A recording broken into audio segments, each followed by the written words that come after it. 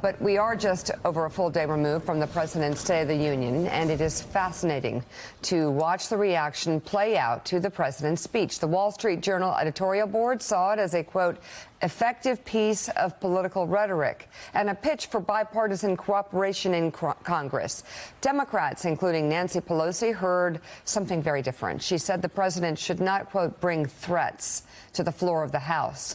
Others heard in the president's address the sound of campaign talking points and a preview of the president's 2020 re-election bid. No matter what, Democrats are digging in both on 2020 and with their newfound investigative powers as a majority force in the House of Representatives. And that's, yeah, go ahead. Yeah, I was just saying, Katie, I thought it was interesting. A lot of people, you take even Trump critics like Peggy Noonan, thought the speech rhetorically was effective, ideologically was effective if you're a Republican. A lot of people yesterday saying that that was Donald Trump's first speech in his re-election bid to run in 2020. Yeah, I read the reviews and thought I must have been watching a different speech. I mean, it wasn't particularly well written. No. It was disjointed. There were no particularly, it's really sharp turns, straight from kind of cancer to foreign policy. Yeah. It was policy light. There were no specifics on how we're going to deal with HIV or how we're going to deal with cancer. And if you stripped away some of the more platitudinous appeals to unity, which are there in every President's State of the Union speech, every one I've listened to over the last 20 years, the real core of it was that 17 minutes on immigration and the tough language on abortion. This was a base appeal speech. Well, and the threat that many saw about investigations. Yeah. By the way, it was long. It was really, really long. Well, it also, Sam Stein, I mean, it was factually inaccurate. Yeah. So I've got a problem there saying anything's rhetorically a rhetorical success. Also, if a seventh grader had written that in a speech class, they would have gotten an F because, again, it was written so badly. I would criticize the segues, but there were no segues from partial birth abortion to cancer. It was just... You didn't like the rhyming couplet around investigations? That didn't do it for you? Not quite. It wasn't... I just find it odd that people still at this point in his presidency can take a speech and assume that he actually is interested in governing unity. There is no new Donald Trump. There will never be a new Donald Trump. He is who he is. Hours before he gave this speech, he was at an off-the-record gathering with TV anchors in which he was just blistering in his criticism of not just Democrats, but of the late Senator John McCain. I mean, this is the man who he is. And then hours after the speech, he went after Adam Schiff at an appearance at the State Department. So I don't really understand who can get duped at this juncture to believe that there's any realistic calls for unity. I also thought, and as you noted, that the idea that he was subtly, if not outwardly threatening that there would be economic despair and war if there were congressional investigations into him was really revealing and odd. I mean, if you're innocent of anything, you say, bring it on. I got nothing to hide. Instead, what he did was the exact opposite. So, Mika, I actually thought it was the opposite of a unifying speech. When you threaten to shut down the legislative branch, if they complete their constitutional duty of oversight over the executive branch, that in and of itself is disqualifying. And I don't understand the praise for the speech. But if the president intended to get Nancy Pelosi off his political trail, he failed, and it backfired. Oh no, and that the whole Nancy Pelosi image was fantastic.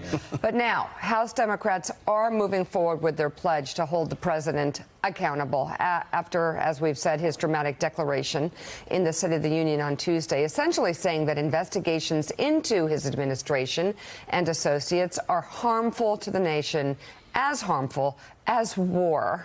Today, the House Energy and Commerce Committee will open a hearing to investigate the policy of separating families at the southern border. The House Ways and Means Committee will meet on the topic of presidential tax returns, with a senior member predicting they will have them within 2 or 3 months. And the Judiciary Committee will discuss a subpoena today in case it is needed to compel the testimony of Acting Attorney General Matthew Whitaker tomorrow. Is he still sweating? This after the Intelligence Committee voted Wednesday to send dozens of witness interview transcripts from its Russia investigation to special counsel Robert Mueller, who could use them to prosecute potential instances of perjury. And Democratic Chairman Adam Schiff announced a multi-pronged, reopened Russia investigation examining the scope and scale of Kremlin operations and the U.S. response. All right, so Links anyway, with Trump's campaign, transition, and administration. Basically everything. And now here's the money clip. Adam Schiff said that he was going to launch a deep investigation into not only Russia, but you say Adam Schiff? Adam Schiff. Said never heard of him. Said that he would that wouldn't be partisan, would it? But not only into Russia, but into your personal financial transactions. Can we get your reaction? On what basis would he do that? He has no basis to do that. He's just a political hack. He was trying to build a name for himself, and I think that's fine because that's what they do. But there would be no reason to do that. No other politician has to go through that. It's called presidential harassment. Isn't oversight part of the legislature's job? I mean, you served in the House for more than a decade. I did. Well, look, congressional oversight is a part of the checks and balances of our system, but isn't he saying that can't happen, though? Well, what the president referred to last night was partisan investigations. And, you know, you've spoken about the president. You know his feelings about investigations on Capitol Hill. We don't object to oversight. That's the proper role of committees in the Congress. But when it takes on a partisan tint, when it seems more intent on becoming a forum for invective against the president and against the administration, the American people expect better. So, Heidi Przybylo, this, of course, is what the White House feared by losing the House in November. This is why they made such a push not to lose the House, because they knew Adam Schiff would be the head of the Intel Committee. And now Adam Schiff saying we're going to share these transcripts with the special counsel's office, with Robert Mueller. And we should remind people that that's happened already and, in fact, led to some of the charges against Roger Stone lying to Congress in the House Intel Committee. That's from Bob Mueller and from Michael Cohen pleading to the special counsel's office guilty to making false statements to both the House and the Senate. So we have the House Intel Committee working together now with the special counsel's office, and before that has produced some charges, that has produced some guilty pleas, so we'll see what comes of it this time. And really, it is so much more extensive than that. Let me explain to you what exactly is going through the president's head with that outburst about investigations. Today, when the House Ways and Means Committee convenes to have its first hearing on taxes, it will officially cross that red line that the president sent about not delving into his personal finances. But what I'm told by Democratic aides who I spoke with yesterday is that the extent of this probe into the president's personal finances is going to be extensive. It will go across 6 different committees. And if you listen closely to what Chairman Schiff said yesterday, he used the magic words, money laundering. So this is going to go beyond just the investigation into Russian collusion and interference, directly into the Trump organization and a long history, and by the way, a documented history as well. If you look at just how recently the Trump organization faced a fine of $10 million over violating anti-money laundering standards at the Trump Taj Mahal, it's going to be pretty extensive. Wow. Jonathan Capehart, you know, when you listen to the first few minutes of this program this morning, talking about the State of the Union, the elements or lack of elements in the State of the Union, talking about the potential for investigations that are just beginning under the Democratic stewardship of the House of Representatives, it's pretty clear that the priorities facing this country are not going to go being addressed again for another 2 years. Right. And that became crystal clear during Stacey Abrams' Democratic response. She talked about a lot of things that we're used to hearing presidents talk about, priorities for the American people. She talked about the shutdown, something that the president didn't even talk about.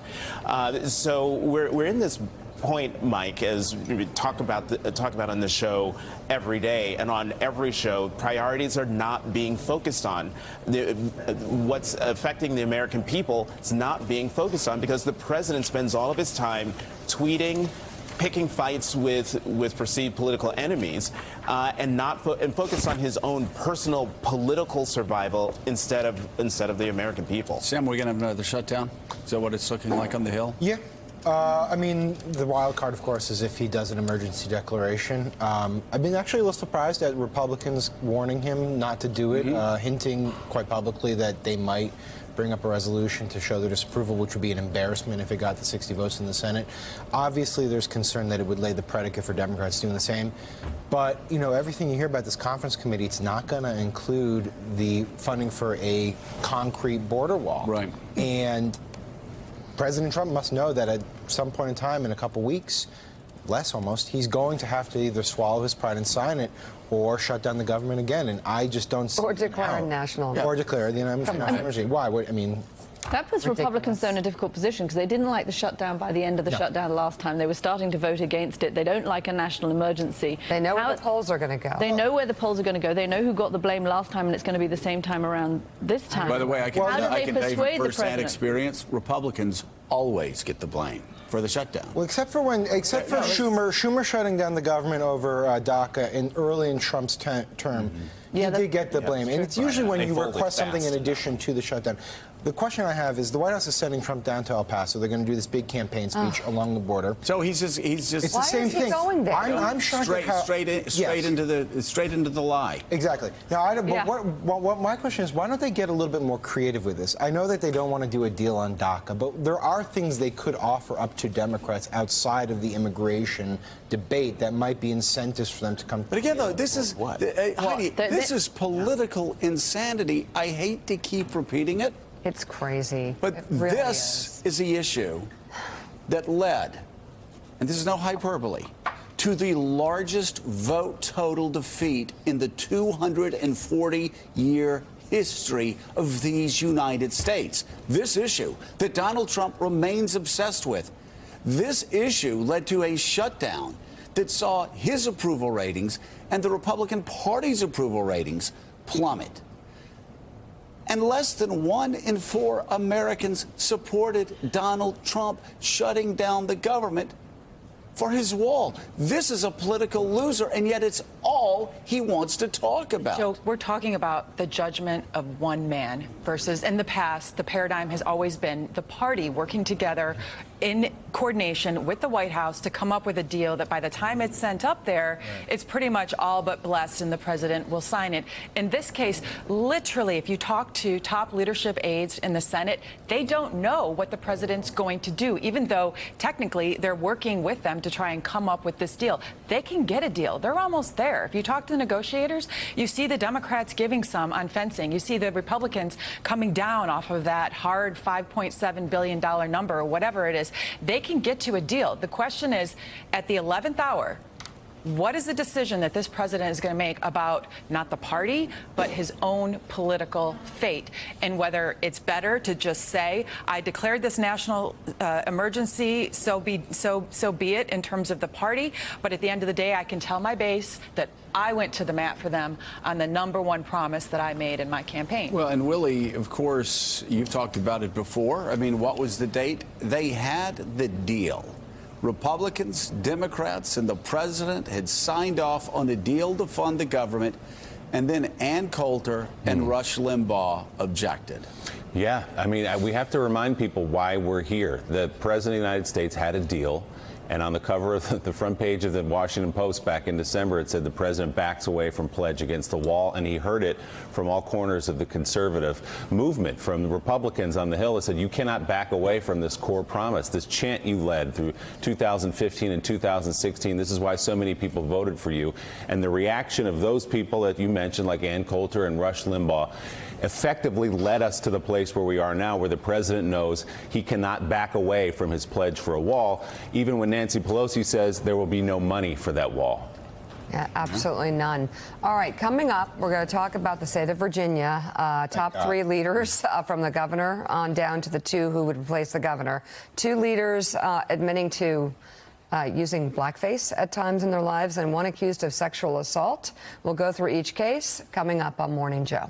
Thanks for checking out MSNBC on YouTube, and make sure you subscribe to stay up to date on the day's biggest stories. And you can click on any of the videos around us to watch more from Morning Joe and MSNBC. Thanks so much for watching.